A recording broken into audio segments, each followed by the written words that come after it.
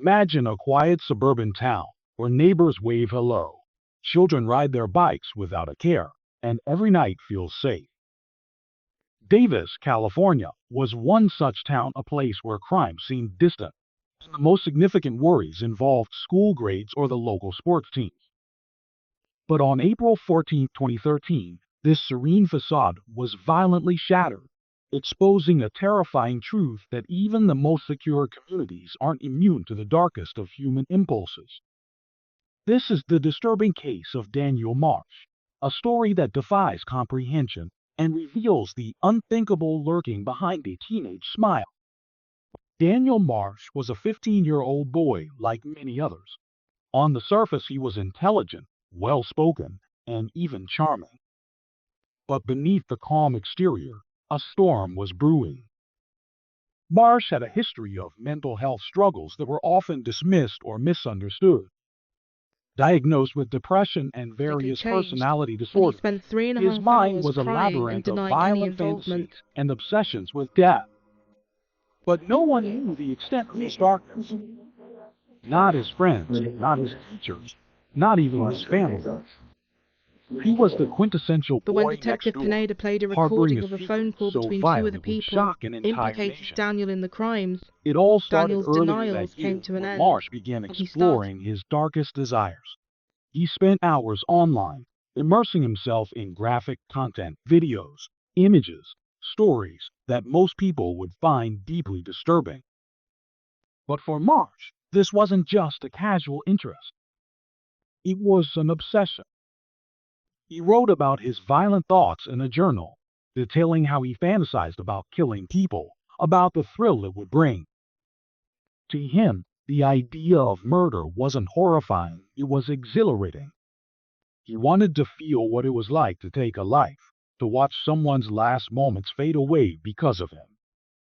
On the night of April 14, 2013, that fantasy became a reality. Marsh was restless, pacing his room with a knife clutched in his hand. His parents were asleep, completely unaware that their son was moments away from committing an atrocity. Marsh's heart was pounding, not out of fear, but out of excitement. He felt alive in a way he never had before.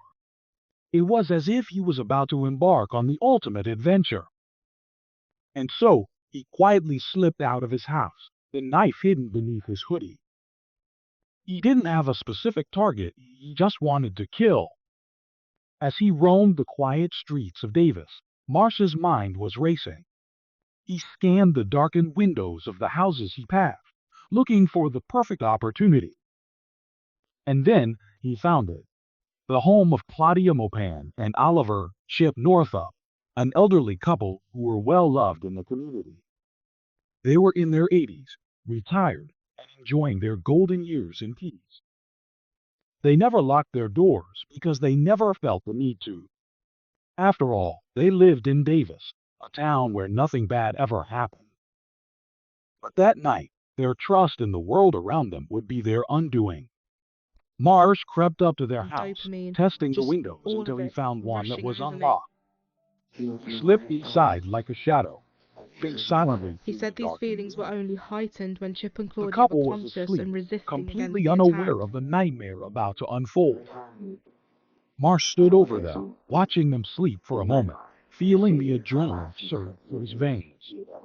And then he Agent struck. Campion then took an The knife unusual flashed route. in the darkness as he stabbed them over and over, 60 times in total. It wasn't just an attack, it was a frenzy. Marsh later described feeling pure happiness during the murders, savoring every moment of their terror. He even paused to listen to their fading heartbeats, a macabre detail that would haunt investigators and jurors alike. When the grisly act was done, Marsh didn't panic. He didn't run.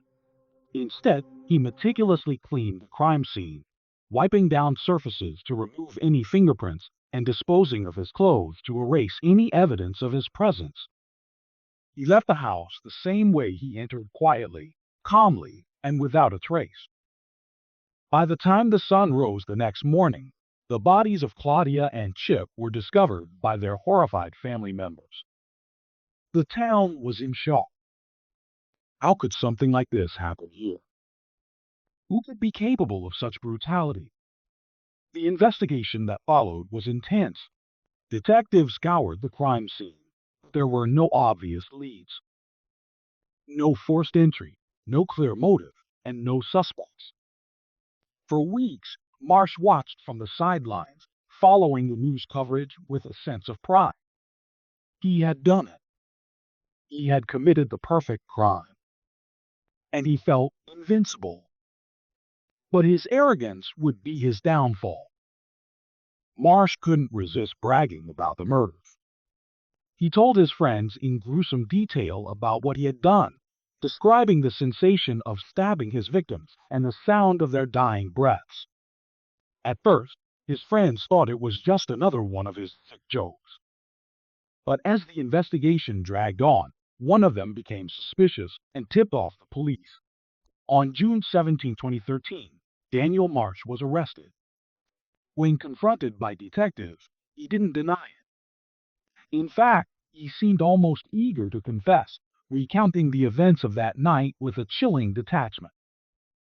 He described the murders as if they were nothing more than a thrilling escapade, a twisted game that he had finally gotten to play. The trial that followed was a media sensation. Marsh's calm demeanor and lack of remorse shocked everyone in the courtroom. He sat there, expressionless, as psychologists testified about his psychopathy and his long history of mental illness. His defense argued that Marsh was too young and too mentally unstable to fully understand the consequences of his actions. But the jury wasn't convinced. On September 26, 2014, Daniel Marsh was sentenced to 52 years to life in prison. Many believed it wasn't enough. They felt that Marsh, despite his age, was a true danger to society, a predator who had gotten his taste for blood and could never be trusted again. The case sparked national debate over juvenile justice and mental health. How do you punish a teenager for a crime so heinous, so devoid of humanity? Was Marsh a victim of his circumstances, or was he simply evil? As Daniel Marsh sits in his cell, the town of Davis tries to move on, but the scars remain. For Claudia and Chip's family, the pain is a daily reality.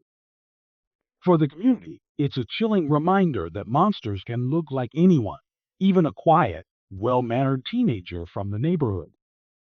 And for the world, the case of Daniel Marsh stands as one of the most disturbing examples of juvenile crime in recent history.